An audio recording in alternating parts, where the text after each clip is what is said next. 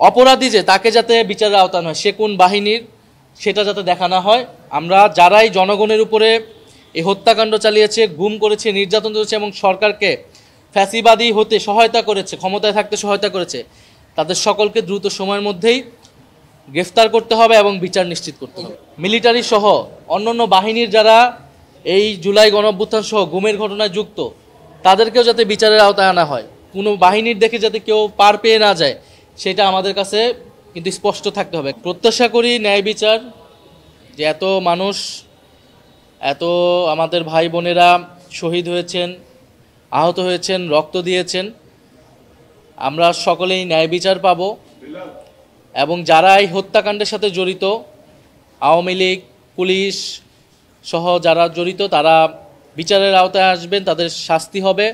এবং এই ন্যায় বিচার একটা নিদর্শন হয়ে থাকবে শুধু বাংলাদেশের জন্যই নয়, পৃথিবীর জন্য, যে যদি কেউ স্বৈর শাসন কায়েম করতে চায়, জনগণের উপরে আক্রমণ চালা, জনগণকে হত্যা করে, তার পরিণতি আসলে কি হয়।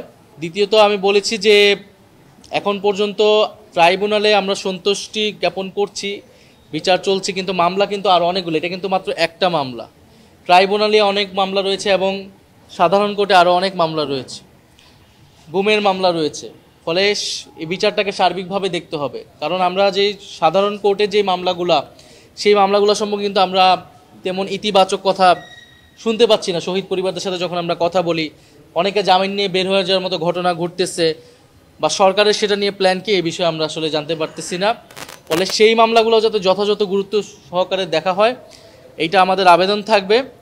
একইভাবে এই মামলাকে শুধু যাতে, একটা তো রাজনৈতিক দিক যে শেখ হাসিনাকে আমি বিচারের আওতায় আনতেছি, আওয়ামী লীগ এনে থাকে, একইভাবে পুলিশ সহ Japan Bangladesh joint venture company JBS holdings limited, military সহ অন্যান্য বাহিনীর যারা এই জুলাই গণঅভ্যুত্থান সহ গুমের ঘটনায় যুক্ত, তাদেরকেও যাতে বিচারের আওতায় আনা হয়।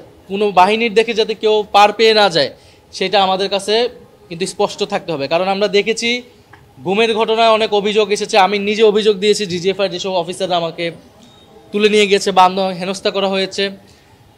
এছাড়াও যারা সেনাবাহিনীর বিভিন্ন অফিসার, র্যাবে যারা ছিল, ডিজিএফআইতে যারা ছিল, তারা যেই নেতিবাচক ভূমিকা গুমের ঘটনা এবং জুলাই গণঅভ্যুত্থানে পালন করেছে, আপনারা রামপুরা বাড্ডার ঘটনায় দেখেছেন, বিজিবির একজন আর্মির অফিসার, এদেরকে কিন্তু এখনও গ্রেফতার করা হচ্ছে না। ফলে ট্রাইব্যুনালের কাছে এবং আদালতের কাছে, সরকারের কাছে আমাদের কিন্তু আবেদন থাকবে যে অপরাধী যে তাকে যাতে বিচারের আওতায় হয়, সে কোন বাহিনীর সেটা যাতে দেখানো হয়।